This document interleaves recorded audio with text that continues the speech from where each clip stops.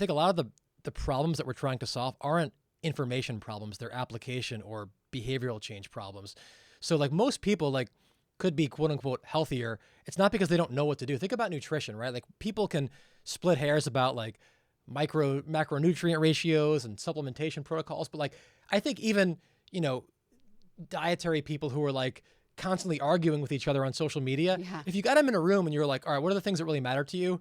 They'd pretty much say the same things. They would maybe debate like the 5%. Right. And I think with training, it's kind of like the same thing. I think people know generally most people don't do enough, right? So, you know, there's, I think, a segment of the population that does too much and they need different advice than people. But most people, like as a whole, if you look at, you know, some of the health epidemics that we're facing, it's just lack of exercise for whatever reason. Like I don't know the reason why it doesn't happen. If it, you know, you could say it's genetic, it's environmental. I think there are like societal things. I mean, if you have to work 3 jobs, it's harder to exercise, right? So there's a variety of reasons why somebody may or may not be active.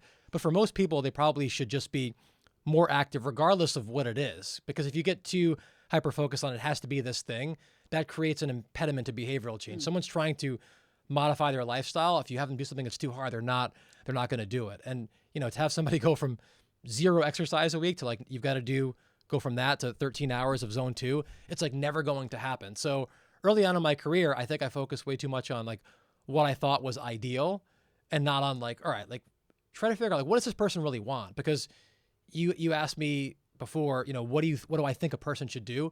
I would say that it's not my place to determine that. Like I'm very like, I defer to people, you know, unless they're doing something that's going to harm me or somebody else. Like, what do you want out of your own life? Like some people might not even like want to necessarily be healthy, and that's like totally fine. You know, they might not want to be active, but if somebody says, yeah, like I don't really care about being active per se, but I want to be able to play with my grandkids. Well, your body, you know, over time, like adapts to not doing things. Right. So unless you create a different type of adaptation stimulus, like it's going to be hard for you to play with your grandkids. So how do you kind of like synthesize those things? And people might say 2 things that are at odds, and how do you help them make sense of that? But I start every initial evaluation with somebody. It's like, first of all, like, why are you here? And then how can I help you? I let them drive the conversation, and I try to be a guide to that. But I don't tell people like what they should or shouldn't be doing. Like I don't care what exercises you do. I like if somebody is into Olympic lifting, I don't tell them like don't do it or you have to do it.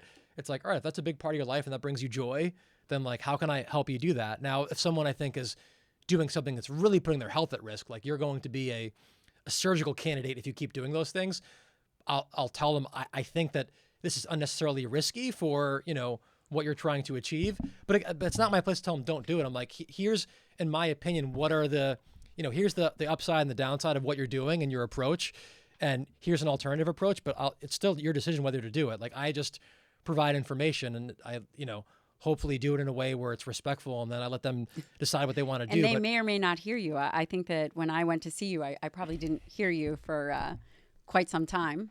And right, but that's also, I mean, that was 5 years ago, and I think I've even, you know, gotten better with my approach since then. And that could have been also, the responsibility works both ways. Maybe I was trying to get you to do too much too soon, and I was focused on like what I thought was ideal for you versus recognizing that, you know, if I just change 1 or 2 things and have you do everything else that you want to do, even though that's not the perfect plan, it's a step in the right direction. Whereas, like, and again, I don't know if this is the case, but in the abstract, maybe I wanted you to do something that was too difficult for you to accept from a behavioral change standpoint at the time. Like doing and less. Yeah, and it's my fault that like I didn't deliver the message better, right? So it works both ways. But I think to answer your question, I've simplified my approach way more because we live in this hyper information world where like the answer to every question is more data, more information. And we're not computers. Like I think a lot of what people need, again, is an application problem. It's not an information problem. And I think in the beginning, I bombarded people with information, too much abstract theory, things that I probably couldn't even prove or substantiate, but that I thought were interesting. And I talked to people more like they were colleagues and not like they were patients. And I think that was my biggest mistake. And now I've just simplified my approach way more because, like, it's not about me. It's about them and what they want. How do you get them there the easiest way? Are there certain things that perhaps necessary stimulus for health and longevity? And let me kind of preface that by saying, you mentioned zone 2 training, so right, cardiovascular training, strength training, mobility. Are there certain things that doesn't necessarily matter the way in which it's applied, but that should be done when individuals think about, again, not necessarily the athlete, or the operator, which we'll get to, but the person sitting at home thinking, oh my God, this is so confusing, all the information out there. What am I supposed to be doing? Yeah, so I would look at the model that I use. Is I think of a couple of things. I think of like variability or position. Can their joints get into the positions to do the things that are important to them? And I think that like human beings should be able to do certain things from a positional standpoint, regardless of their goals, whether it's an athlete, general population. And, those standards will be modified depending on the expectations are lowered as people age. But, I've got intuitively, I have some standards that I think people should be able to meet regardless of their goal or their age. So they need to be able to do that, because if we just live our lives, and I think sport is a good kind of analogy. I mean, there's always a lot of infighting in the physical therapy world about like there's like the movement optimists who, think that like it doesn't matter like how somebody moves because the body organically finds the best solution, which I think is oversimplified. And then there's the like kind of the overly obsessed biomechanics crowd where it's like we're going to look at everything to the the infinitesimal degree, and if you're missing 0.005 degrees of calcaneal eversion on this side, it's going to cause you to have headaches. And, this whole like the biomechanical determinism. I think the answer is somewhere in the middle. But I think you need to have some kind of foundational positions to be able to, number one, be healthy, and number two, perform. So if we look at like even a runner, right? Like, yes, if all you do is running doesn't require a ton of mobility per se and a lot of like end range position. But if all you do is run, your body gets the message that like, I only need to be in these positions. So now if that's all you do, now when you run, your body is effectively operating at close to 100% of its capacity for position. If you're trying to be efficient, you don't want to be operating at 100% just to go. You want to have some kind of a reserve. It's kind of like, imagine if, the only money you had in your bank account was just enough to meet your daily expenses, but you had no buffer in case something went wrong. Like, you're in trouble. You're fragile at that point. So you don't need to be a billionaire to not be financially fragile, but you need to have a little bit more money than just to meet your expenses, because those can change. We don't live in a stable world.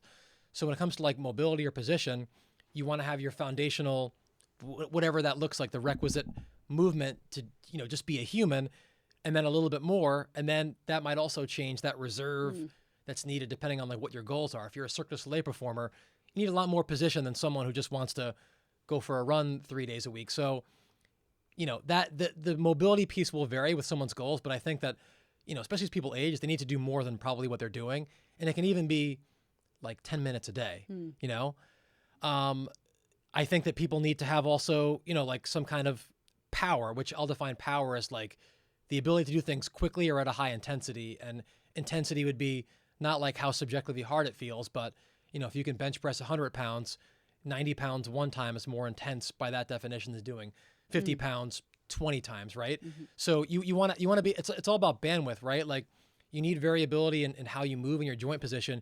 You also need variability. It's kind of like gears in a car. If you can only operate in first gear, you're sort of fragile. Even if you're not driving 100 miles an hour on the road, you want to have the ability to go outside of first gear. And so having that bandwidth and your ability to, whether it's like, if it's running, like even if you're, you look at how elite runners train, like people talk about, let's say like an 800 meter runner and how they're maybe more distance oriented or speed oriented, but an 800 meter runner, they're still way faster than most team sport athletes. Like if you had an 800 meter runner in the Olympics sprint against a team sport athlete, the 800 meter runner would smoke them, because you have to have speed and the ability to kind of maintain it.